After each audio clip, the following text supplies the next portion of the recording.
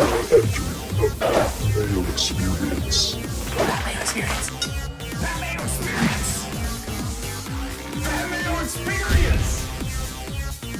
Experience. Welcome to the Pat Mayo Experience, part 3 of running back, player-by-player profiles, average draft positions. As they stand right now, of course, ADPs are always going to change, so keep up to date on everything with that. We're going to continue to talk about these players and where we expect them to go in fantasy drafts and what our outlook is on them this season. Chris Meaney from The Athletic, at Chris Meaney on Twitter, is joining me right now, along with the man, the myth, the legend, the creator of the Fantasy Football Black Book, which you should go to Amazon.com, not to the Amazon, because I don't know if you're allowed to leave the country yet or not. We're filming this in advance. But Amazon.com, pretty sure you can do that. Check out the Fantasy Football Black Book, which should be out right now. Joe Pisapia.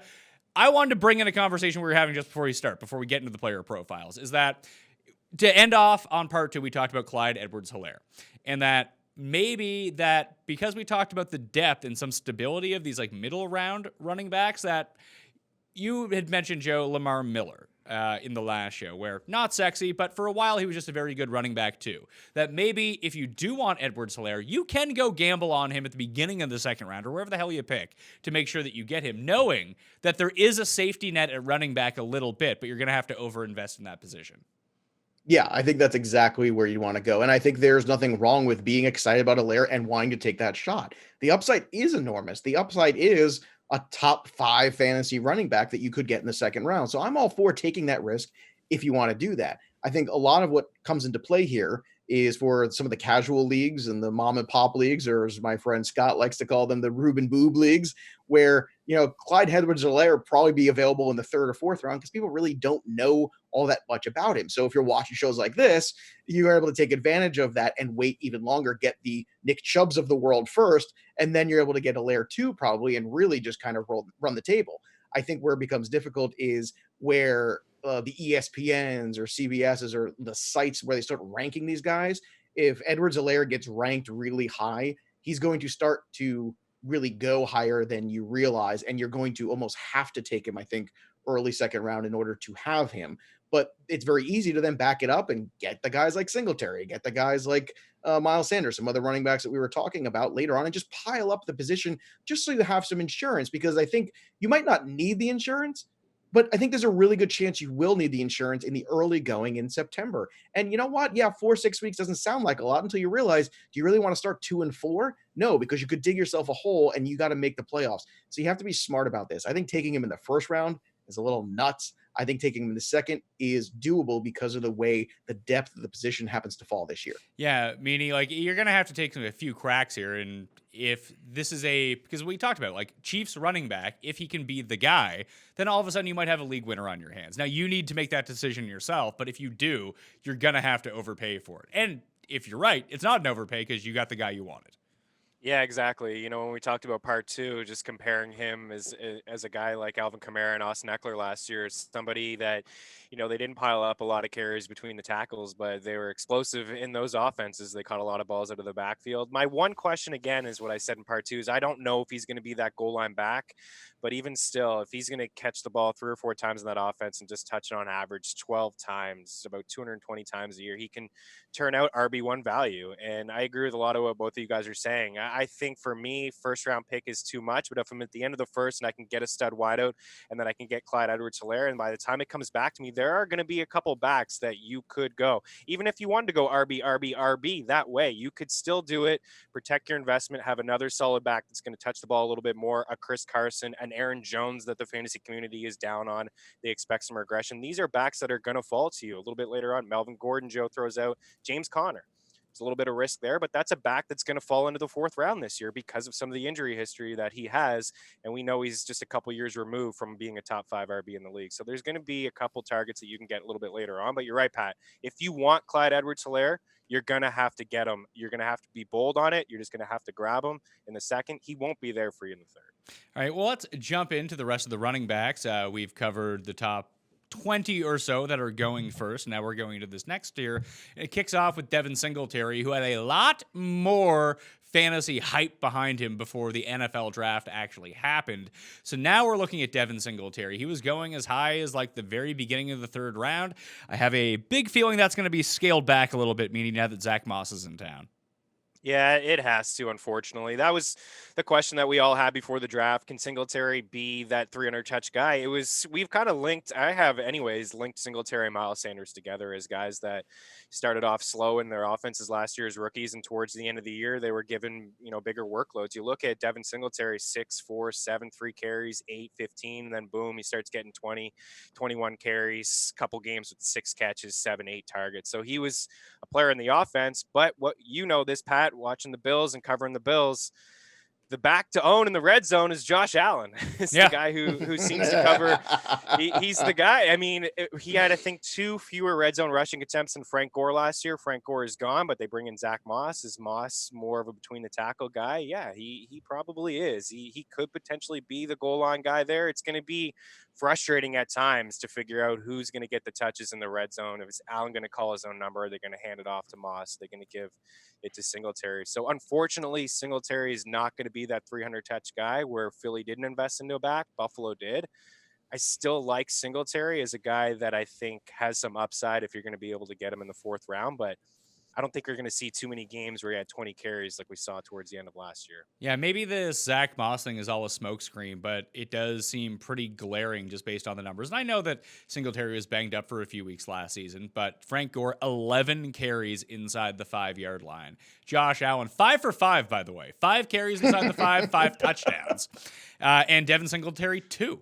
Like, I would expect that number to go up a bit, but I think just saying, well, Devin Singletary is going to be Frank Gore, let's give him double-digit touches inside of the 5-yard line, the touchdowns will follow. That could be the case, but I think that's a far less likely option, Joe, than Zach Moss being a guy who gets like 10 carries a game, but he's primarily used in the red zone.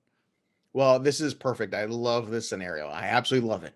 Because what you're having right now is all this talk about the new toy again. Here we go, Zach Moss, right? And yeah, maybe Zach Moss will find his way eventually. But are we really going to think that in the first 6 weeks of the season now he is going to be the guy that kind of unseat Devin Singletary? No, I don't think so at all. But no one is talking about unseating Devin Singletary. We think that you're saying eating into it. Yes, and just the Bills have shown, even over the past 2 years, since Josh Allen has been there, and it's really a 3-headed monster because Josh Allen is the primary runner on this team. He is the running back that you want to own. He just doesn't happen to play running back. Singletary is good, and Singletary will churn out a ton of yards, but I just don't know what his touchdown upside is going to be, like 6? You're right. The touchdown upside is limited. But I'll tell you what, at a certain point, if you're the Buffalo Bills, you have to protect your investment in Josh Allen too. And I think at a certain point, you have to look at this and say, this is our division to lose, boys. I'm not saying Josh Allen. I'm not saying Josh Allen don't, stop running altogether. I'm not saying that at all. But I am saying at a certain point, you have to protect a little bit of the Josh Allen investment. You have to realize, okay, if this guy goes down, so goes our hopes of winning this division, because there is a window here where the Patriots are weaker than they've been in 20 years. And you could actually go ahead and make a run here. And I think that what's happening in the suppression of Josh Allen factor, the Zach Moss factor, the fact that Devin Singletary did miss a chunk of the season last year with an injury, all of those things keep suppressing Devin Singletary's value and I think make him a really good return on investment potentially. Is he going to be dazzling and win you weeks? No. But can he be a really good flex running back for you? Absolutely. So everything you guys said is right. But I think everything you guys are saying is going to be the narrative out there, and it's going to suppress that value of Devin Singletary to a point where he actually becomes a really good value because you've basically mitigated all the risk and all the things you're talking about, and there could actually be upside for more potentially. I do see that potential on there, and Singletary, when he was given those touches early on before he got hurt, was making the most of them. This was a guy ripping off huge runs. I remember that Jet game in week 1 in the 4th quarter. He was able to basically come into that 4th quarter of that game and just blew the doors off the Jets. And they basically came back and won that football game and snatched it away. And that was pretty much the end of the season from the Jets going forward. But Singletary continues to get suppressed value-wise, and I think that's what makes him a decent investment this year. No, there's not as much upside as some of the other guys, but that doesn't mean he's not useful and a good return. So what we're looking at, Meaney, is everyone is projecting onto what he did at the end of last season into what he can do this year. So 15, 21, 14, 17, 21, 15 carries. That's awesome. He had 6 catches in one of those games too, but primarily in the 2 to 3 catch range per game. So you're fine if he can get his 20 touches per game, and he probably will get his 20 touches per game. Here's the issue, that when you go back and look at that red zone usage that I talked about, do you know who his best comp is from last year? Who, Singletary's? Yeah. In terms of red zone touches? Just in terms of red zone usage. Man, near the bottom. I can't imagine he was in the top 40 of backs. No, his best comp right now is what Devonta Freeman did last year. So Devin Singletary accounted for 27% of carries inside the 20-yard line, 9% inside the 10, 11% inside the 5. I would expect those numbers. I would expect those numbers to go up, but not substantially so. Like, even if you double all those numbers, that's still not good. Yeah, I would. Maybe it goes up slightly, but if I could compare Zach Moss to anybody in the NFL right now, and people may go nuts over this, but it's kind of Chris Carson. It's a power back. And Zach Moss, I think, is going to be that goal line back. And Joe brings up a good point. Yes, what we've seen over the past couple of years with Josh Allen, he is the runner. He calls his own number. He's very good at it as well. He's very good at finding the end zone with his legs when he's inside the 10, as we've all alluded to here. But at some point, you do have to try to protect your quarterback and say, listen, we don't want you to run all over the place. So I think that they bring in Zach Moss to potentially take away a few of those rushes inside the red zone. If I'm a betting man and I'm looking at a guy who's going to get the carries inside the red zone, it's going to be Zach Moss. It's not going to be Singletary. And when you touched on the upside on touchdowns, you said 6. Like, I don't know if this is a guy that's going to find the end zone 6 times, maybe from his long runs and his explosiveness and through the air catching balls, but he's not going to be a guy that they give the ball to inside the 10. That's why I think they drafted Zach Moss. So yeah, you're right. You rattle off those red zone numbers. It makes sense. I don't see a big increase for him this year. Yeah, so at best case scenario, Devin Singletary is kind of like Austin Ekeler, but he's not going to be as good as Austin Ekeler just because he might have the same usage, but the value of his usage may not be as high. But I worry about Ekeler as well, because before the draft, Joe, everyone was super high on Austin Ekeler.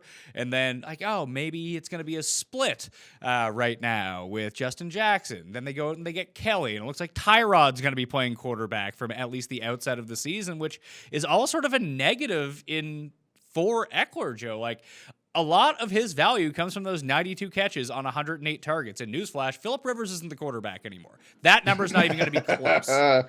No, that's the biggest problem, is the downgraded quarterback. And I think when you're looking at 92 receptions on 108 targets, that's an impressive conversion rate too. Let's be honest, the guy caught everything that was thrown to him, and he was terrific. And I feel like Austin Ekeler is basically playing last year to prove that he could be the guy going forward. And I think he accomplished that goal. Now he is that guy. Number one, how does he react to that? And number two, how does that basically now fit into what Tyrod Taylor is going to be able to do, or what his limitations are, more importantly? And I think there are limitations here with I almost said San Diego, with the Los Angeles Chargers, because I do feel like Ekeler is going to be a really good PPR back, but I think when you're looking in standard leagues and things of that nature, you really have to evaluate and say, okay, how many touchdowns are we talking about here? What are we looking about? But at the end of the day, yards are yards. So if you're talking about Devin Singletary and he's going to get, 1,300 all-purpose yards and 6 touchdowns. Okay, well, that's something you can work with on a team. Ekeler, his all-purpose yards, I think, are going to be somewhere in that 1,400 range, probably all-purpose. And I think that's really good. You can work with that. What are the touchdowns? That's the unknown, which is why when you go back and listen to the other versions of the show in part 1 and part 2, those guys that have opportunities to find the end zone are crucial. So don't get hung up so much on the targets in some of these formats. Look at the touchdown possibilities and make your choice based on that. That's your tiebreaker with some of these guys. But when I look at Ekeler, I look at a guy who's earned his spot, but at the same time, there's still some question marks there. And I think the downgrade at quarterback, and if they do move to the rookie quarterback, God knows how that's going to impact him this year. So he's a guy that I'm staying away from unless I get a huge value on him. Yeah, it doesn't seem like the value has emerged yet. There was talk of Ekeler being like a top 5 guy when he was the only one, and Phillip Rivers was still the quarterback, but that's just not the case. And I don't even think that the drop off from Rivers to Tyrod is like super substantial based on where Rivers was at last season. It's a huge drop off fantasy wise because Rivers almost had like the Jameis effect where he would throw himself out of a game, then had to throw himself back into the game. And we just know that here's the problem with Tyrod, and it actually links to Devin Singletary a lot, that I think the Chargers and Bills are just going to play a lot of the same way. It's going to be a lot of grinding. It's going to be a lot of on the ground, and that doesn't necessarily support Austin Ekeler a lot. We've seen Tyrod, and maybe this changes now that he's playing for the Chargers and gets a shot at the role, but he's not big on just dump offs. You know what he doesn't do? Dump off. He runs in those circumstances. Yeah. So now all of a sudden you're taking away carries from running backs, potentially on plays if there's designed runs. You're taking away receptions from running backs on situations where normally Phillip Rivers would just dump it off, who's like the king of the screen. Tyrod's just going to run in those circumstances. So there's a lot of limitations here. And if they go to a split backfield, like we've seen the Bills do, and like we might see right now, I mean, the Chargers have done it, there was just always enough to go around with Rivers because of those receptions that we just might not get that. That if Ekeler is the lead back in this offense, but it's only like a 55% snap share, that's just not going to be good enough. Yeah, I agree 100% with you. And you're absolutely right about Tyrod Taylor. Maybe he's changed his game a little bit, but you're right. From what I remember in Buffalo, he didn't want to dump it off 3 yards. He would just run those 3 yards himself and run out of bounds. And what we've seen from Phillip Rivers over the years, not just with Austin Ekeler, go back to Danny Woodhead and all those big seasons he had as well. And for Austin Ekeler, and you look at the game log, and he had 3 rushing touchdowns. He had those 3 rushing touchdowns when Melvin Gordon wasn't part of the team. He wasn't with the team. He was getting those red zone opportunities, and he never had any more rushing touchdowns after that. There was a game where Melvin Gordon wasn't in there, and I think they went to him 3, maybe 4 times in a row, and he was stuffed every single time. He's just not that type of back. You look early on, 12 carries, 17, 9, 18. Then Melvin Gordon starts to get on the field, 5, 3, 5, 6, 5, 8, 7. It's not appealing. He's not going to catch 92 balls. He's not going to have 8 receiving touchdowns. Those numbers are just going to come down. So you're right. About 4 weeks ago, before the draft, people were talking about Ekeler being a for sure lock RB1. That's not the case for me. I don't think so. I think Joshua Kelly is going to play a pretty decent role in this offense as somebody who's going to carry the ball between the tackles, is going to get some red zone opportunities, can be a 3-down back. I think Eckler's still going to keep his role. He's going to be the pass catcher. I think he's going to get the majority of the snaps, but I don't see him repeating last year. I think if you're buying into him, assuming that he's going to be able to duplicate what he did last year, I think that's a mistake. I think he can get to 1,400 all-purpose yards like Joe mentions, but expecting 92 catches from Austin Ekeler, finishing as an RB4 in a PPR league last year, it's streaming. So these running backs that we're talking about right now, obviously every league is going to be different based on how these teams are drafted. So the range is basically end of the second round to beginning of fourth round, depending on how much people like Chris Carson, essentially. It's like Edwards-Hilaire, Singletary, Melvin Gordon, Ekeler, Kenyon Drake, Chris Carson, Le'Veon Bell. That's sort of a range of, you can interchange those running backs in terms of where they're going. But like we said, there's a couple in there that we like substantially more than others. Now we get to this next tier of sort of the late third round, fourth round, early fifth round running back. And Meaney, a guy I convinced you to draft on our League of Leagues team pretty high, and it was right after it happened. But if we talk about, there's not a lot of touchdown potential for Devin Singletary, and there's not a lot for Austin Ekeler. Do you know who has a shot here to score a lot of touchdowns this season? Todd Gurley. Oh, yeah. Does he ever? I like the landing spot. I love it. And I don't think that Atlanta's going to be afraid to give him the ball like Sean McVay was last year. I don't know what the deal was last year. Maybe they were just looking at the big picture. They wanted to save Todd Gurley's legs for the second half of the season, get into the playoffs. Well, they screwed up because they didn't get into the playoffs. And he didn't touch the ball early as much, like 14, 15 carries. And then the last 2 games of the season, 25, he touched the ball. It looked a lot like Todd Gurley of a couple years ago, catching balls out of the backfield. There were some games last year where he had 1-0 catches. Like, that's just not the Todd Gurley that we're used to.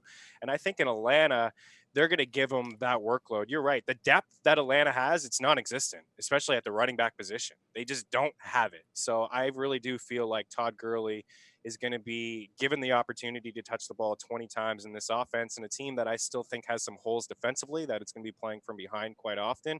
An offensive line that's not really great, but Matt Ryan has been known. Yeah, it's not bad, but Matt Ryan has been known to dump it off, right? We just talked about Freeman before we got on. We were all surprised at how many catches he had, and you go back a couple years prior to that, and him and Tevin Coleman and how many grabs that they had combined. So I like Todd Gurley a lot. We don't have to get so scared about drafting him in the first, second round. To your point, I think there's terrific value. He's one of those backs that we talked about. If you go wide receiver in the first or in the second, there's a RB1 potential that he has that upside. We already saw it. Even last year, finished as RB14 with as frustrating as he was, and still finding the end zone 12 times on the ground, 14 total. So I'm in on Gurley this year. Yeah, so the biggest risk here, Joe, is that his knee is fucked and it's just going to be the end of it. Like, he's just not going to be good. But could you be more forthcoming with how you feel about that? Like, what the risk is? I'm good with that risk, though. If I need to take Todd Gurley in the 4th round, and you're telling me this is a guy, if we're only concerned about mining volume, now you might want to go on talent. You're like, J.K. Dobbins, he's great. He's so much better than Mark Ingram. You're not going to get an argument from me on that.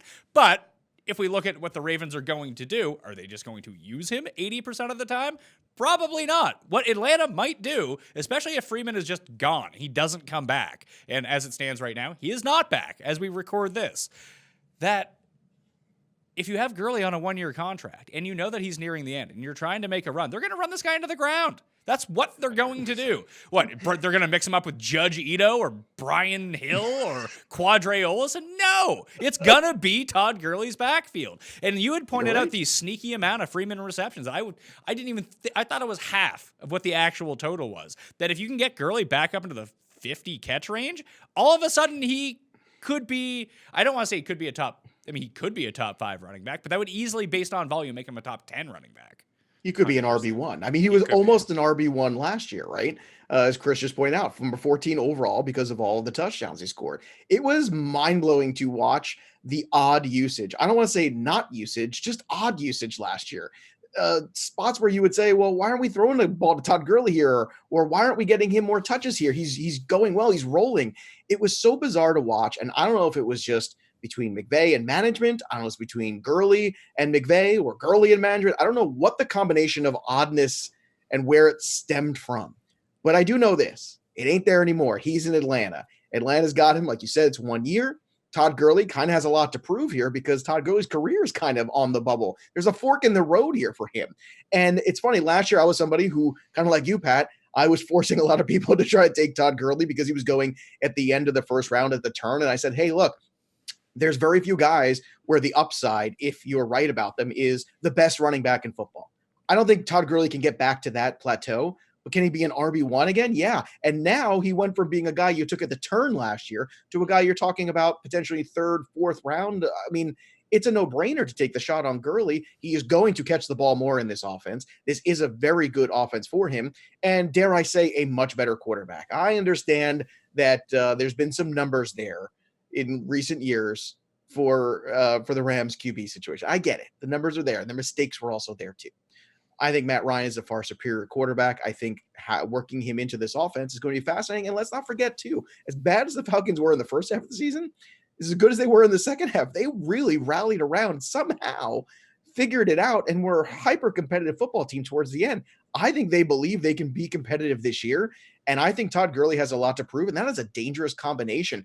I love this. This is where you take all the data and you kind of throw it out the window and you go back to what's football about and what's the scenario of the Atlanta Falcons. And this is a very win now scenario, and that is very good for redraft leagues. Yeah, I want to clarify, I was not in on Todd Gurley last year at the end of the first round. That was a big pass for me. But he finished about where you'd want him to. I mean, he justified kind of where he went. Yeah. Second round, that was okay. He was a second round back. He was our high-end RB2. He was basically the Frank Gore of touchdown machine. He was the Frank Gore of yesteryear, where he's a guy that you draft, look at the end of the year, hey, the stats are pretty good. It's like, oh, because he played every game. Perfect. Like in points per game, he was 17th, and that's a 3rd round value. I think he does better than that this year. I like the situation more. I like the value more, and it's just going to be super unsexy because people are going to be like, you know who's better, Meaney? David Montgomery. In year 2, ready for a breakout, he's the guy. And maybe they're right. Maybe the talent, the youth, the health, all rest with David Montgomery. But give me Todd Gurley instead. Yeah, absolutely. Like I like David Montgomery. I'm not ready to count him out, but I'm taking Todd Gurley. And the biggest thing is the catches. Like David Montgomery's not going to catch all those balls. And just looking at it again, I mean, last year, 49 targets, 31 catches. He had more catches in 2018 than targets last year. He had more catches in 2017 than targets last year. So he just wasn't getting that type of usage. And we've already talked about it.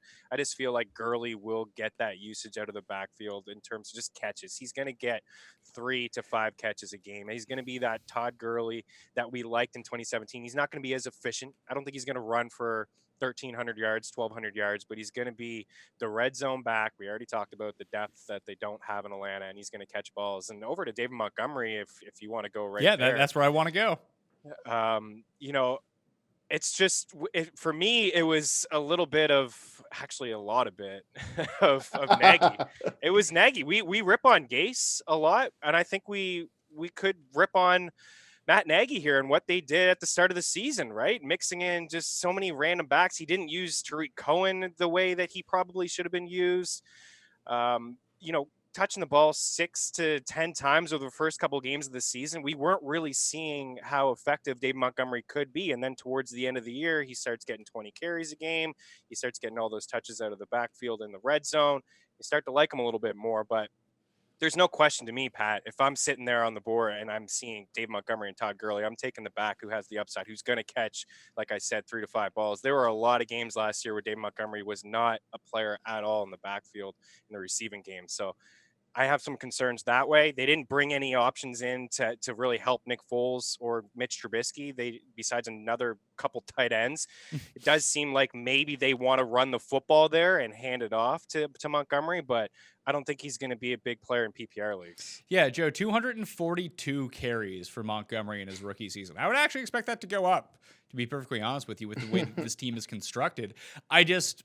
He's not bad, but he's also not good. And unless somehow he turns the corner and scores 15 touchdowns, which he might be given the opportunity to do that, I don't want to take that away from him, but I just don't see it in this offense.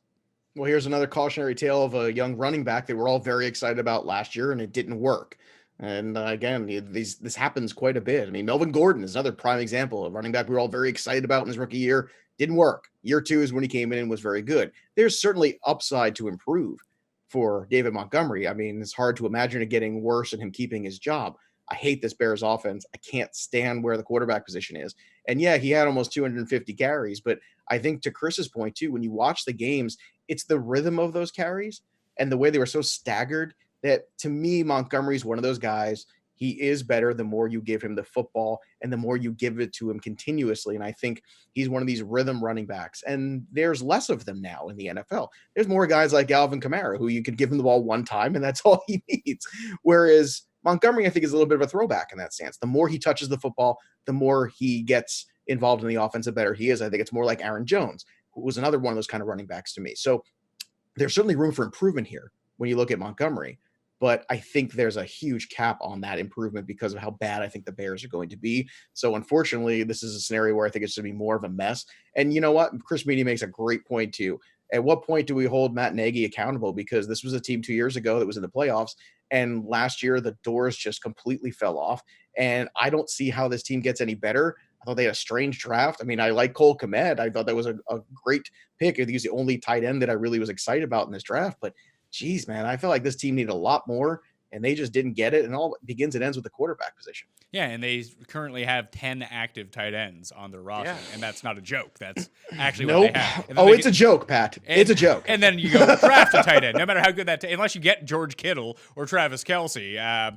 You might want to cut the rest of those people. I don't know. But here's the problem. Like, Montgomery had excellent usage. He handled 88% of the carries inside the 5-yard line for the Chicago Bears last season. 14 carries. That was fifth in the league amongst all running backs. He only scored 5 touchdowns. And part of the problem is how bad the offensive line was, especially run blocking for the Chicago Bears. And they did nothing to upgrade it, really. Nope. They signed one player from Arizona who also had a disastrous offensive line. So 29th last season in terms of offensive line. And when you go look at adjusted line yards for Chicago, it's even worse. It's 30th in the league. They were the third worst team. Maybe they improve. Maybe they're a more cohesive unit, but nothing on paper in their acquisitions would lead me to believe that's going to be any better. So you're relying on David Montgomery, talent or not, to do this all himself. And that's just tough to do in these situations when you're not getting a lot of help from your quarterback either. Not only are teams going to pile up against you, you have a bad offensive line that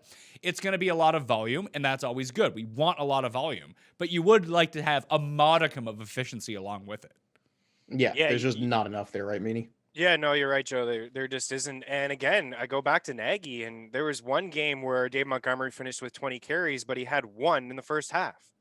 It's just right. There's the rhythm. That's the rhythm factor I'm talking about. Like, you look at the numbers, you go, why isn't this working, right, Chris? But then when you actually watch the pattern of the carries, you go, what the hell are you doing? Give this guy the football consistently and let's go. Yeah, I would have liked to seen Chicago draft a wide receiver, some sort of deep threat that can open up this offense a little bit. When we talk about stack boxes. They signed Ted Ginn, Meaney.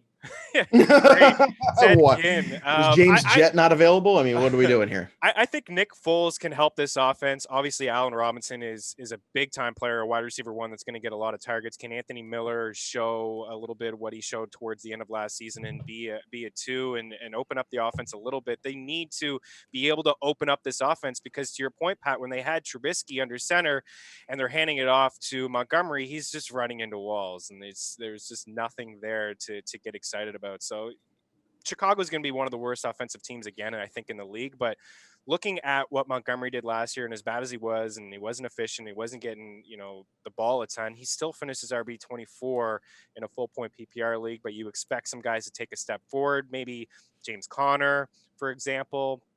The rookies get into that RB2 status. So I think if you're drafting Montgomery as an RB2, it's a mistake. But I do feel like if he falls enough to where he goes to the 4th or 5th round, as a flex guy, as some depth RB3, as somebody who will touch the ball 260 times at least, I don't think that's bad. I just think you need to temper expectations. See, I would rather, if I'm going to go with a flex running back, I'd rather be searching for the Kareem Hunts of the world, who are going to get 4 or 5 catches in a game and a touchdown potentially, because I think, he's just going to have that more potential. And look, it's just a different philosophy there, but you're just both of those guys are more flex running backs than RB2s. And anybody who's trying to make Montgomery an RB2 this year or draft him as such based on just the volume isn't seeing the bigger picture here that Pat's laying out. So I don't hate him as like running back 20, running back 21, but you need to have better running backs than that. Like, there's such a huge disparity between all the running backs we've kind of talked about and then down into this 4th, 5th round tier. Like, another guy who's in this tier being drafted right around the same spot, and I think is pretty comparable to David Montgomery, is James Conner. That if he remains the guy, he's going to be really good. I think I probably am going to draft Anthony McFarland in like the 14th round instead and just pass on James Conner, though. Yeah, I mean, sure, back in the Pittsburgh offense. I think that James Conner is one of the terrific values. Now, it's early, but again, some mocks, I've seen Conner go as RB25, 5th round. He's only a couple years removed from being a top 5 running back. And I know it was Big Ben in that offense, and he was solid, but, I don't think Jalen Samuels did anything. He was given an opportunity last year. He did nothing. Benny Snell, he did nothing. So McFarland, sure, he could maybe step in, and Conner has the injury history, only 10 games last year, 13 the year before that, 14 in 2017, but he still has terrific upside. There is something to be said, though, Pat, in seeing this injury history and Pittsburgh loading up on a couple backs, because in years past, Tomlin, obviously he had Bell, but when Bell went down, D'Angelo Williams, other guys, Connor, he would just gave them the ball and was like, here, you're going to be the big part of this offense in the backfield. You're going to touch the ball 20 times. You're going to catch it. You're going to do absolutely everything. But for me, I still think that Connor's going to be given that opportunity. I feel like maybe not to the extent of Alvin Kamara, Austin Ekeler, Clyde Edwards-Hilaire, but as somebody who could touch the ball 15 times and still be a solid RB2 for you, catching balls out of the backfield. So I think he's great value. It's just there's some risk. Yeah, the risk is that he gets injured again. And one of the things that happened last season was Jalen Samuels, Benny Snell, it didn't really matter who it was, just they couldn't do the job. They couldn't do the job up to the task that James Conner could. If McFarland can become that guy, and all of a sudden he can do the job, James Conner may never get his job back, is the thing. So if Conner stays healthy, you're right. He can be a top 10 back. But as we've seen, Joe, that he doesn't stay healthy. No, he does not stay healthy, which is why there's another guy I did not want to touch at the value of last year. And value is very relative. So going into last year, he was a what? End of the first round, beginning of the second round pick pretty consistently. I wanted nothing to do with that because of the injury history. And then, unfortunately, everything completely went downhill when Roethlisberger got hurt, and then Connor got hurt, and then the rest is history. This year, you're giving him to me as a flex running back. Well, as a flex running back, now you have my attention because I don't need him to be healthy every single game. I need him to be healthy enough to give me some really good games. And then, as a flex running back, I got other options, especially in PPR. I can put a fourth wide receiver in there if Connor's out. And all of a sudden, he's more of a luxury item. Now, as a luxury item in that Steelers offense, I think he's a fantastic investment. If you're getting him in the 5th round or something like that, that's great. I'm all about Connor there. Was not about him in the 1st or 2nd last year. And with everybody who technically, when a bad year happens, everybody wants to dwell on that.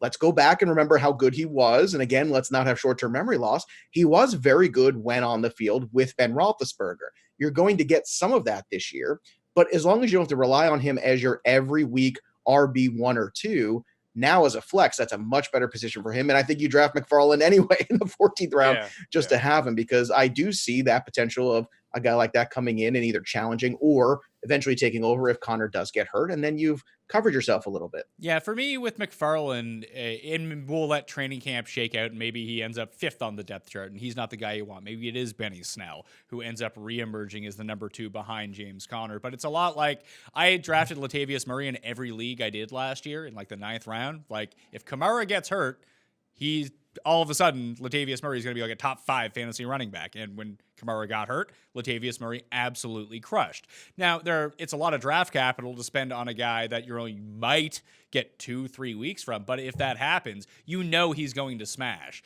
Generally speaking, whoever the running back is, even if it's Jalen Samuel, who might not be good, at least fantasy relevance as being the Pittsburgh running back is, as long as you're the starter, you're going to be good.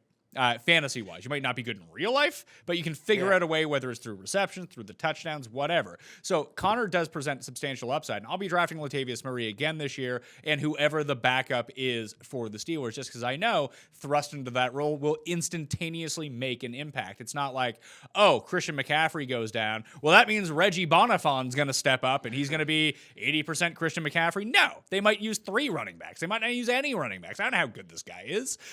He's not Christian McCaffrey. That's what I know. But this seems to be more of a system type play for me. So Connor, if he can fall to like the 6th round to me, I love it. 5th round, I'm still okay with that. But there's a part of me that would just want to go, depending on what I've done already, do I want to go receiver there? Do I want to take my tight end there? That he's just sort of a type of pick, a lot like David Montgomery. But the other guy, the last one really going in this range is kind of the standalone back. It is the epitome of, Meaney, David Johnson's going around here. I know. I can't do it. I think he's done. Honestly, there's a lot of people that are I hear in the fantasy community they want to still hang on to David Johnson from the 2016, but let's be honest, this guy's had we're talking about health. 2017 he played the 1 game. 2018 he didn't have that good of a season. He just almost 1,000 yards, but he had 3.6 yards per carry. I wasn't very impressed. And then last year, Joe talked about him, I think in part 1, is just somebody who just could not stay on the field at all. So no thanks. I don't think that he can go into Houston and get 1,000 rushing yards like Carlos Hyde did last year. I think the only thing that I could say that I would be excited about is his catches of the backfield. There's this entire Houston team. A bunch of Band-Aids all over the place, and Brendan Cooks and Will Fuller, Kenny Stills, David Johnson. Like, how often are these guys going to be able to stay healthy? There's still some questions about the offensive line, so that doesn't help David Johnson out at all. I just think that he's just lost his explosiveness. So I'd pass. I'm not going to do it. I'm a guy who likes to draft backs early and then take those wide receivers and then look for the value a little bit late, like round 5 and 6. I think Johnson will be there, but I just think he's going to be too much of a headache, Pat. I'm not going to have any interest. At least what we talked about with Connor 2 years ago, RB6 playing 13 games. He's not that far removed from being a top dog in what was a really good offense, to your point, putting in any other back. And and having some success. For me, it's I can't do it. I can't get there. 3.7 yards per carry, 3.6, 2.1. It's just there's some big time issues with DJ. Yeah, so Joe, like we talked about, I think Gurley, Montgomery, Connor, and David Johnson, they're all being drafted around each other. You can even throw Le'Veon Bell into this mix too. Yep. Is this sort of running back? I mean, like to me, David Johnson is on the lowest rung of this. I would much rather have David Montgomery than David Johnson. You can say that Carlos Hyde got to 1,000 yards in this offense. That's great. He averaged 9.6 fantasy points per game. Yeah, exactly. Yeah, it's let me put it to you this way. Christmas Vacation, one of my favorite movies, right?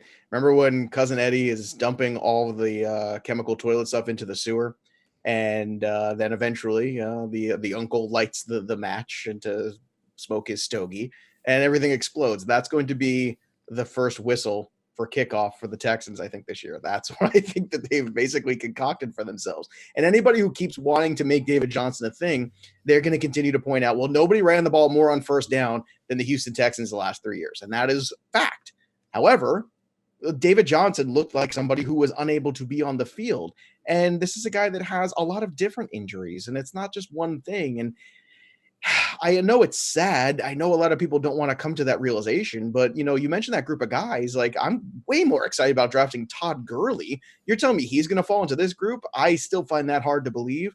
So there's guys in that grouping that I think are far and away better investments. And David Johnson, this one's just not a good investment. If you're going to give him to me as my fourth running back, my fifth running back, all right, maybe you can tempt me to just kind of be curious and see what happens here. But I think when you look at what's going on here with Houston right now, is a complete cluster. I mean, the draft was a disaster for them. Trading away Hopkins was a disaster. I think for them, the rest of this receiving core cannot stay on the field. And now you have another guy, a running back, who is supposed to be the focal point of the offense here for this team. And historically, they have guys like Lamar Miller, and then you mentioned Hyde last year, guys who could just turn around, hand the ball off, and he's just going to go. I don't think we can rely on David Johnson for that. And it's a sad state of affairs, but wishing doesn't make things true, unfortunately. And I think that's the narrative in the community of fantasy analysts right now with David Johnson. They wish him to get back to being 2016 DJ, and that is just never going to happen. And if it does this year and they're right, good for them. I am okay not having him on any of my teams this year. That shall conclude part 3 of the running back player by player profiles. I want to thank Joe. I want to thank Chris. You should hit them up on social media and buy the Fantasy Football Black Book. For me, at the PME, Twitter, Facebook, Instagram, sub to the pod, like the video, all that fun stuff. Tell a friend while you're at it. We're going to be back for part 4 of the running back series, so stay tuned for that. I'll see you next time. Mayo experience! Experience!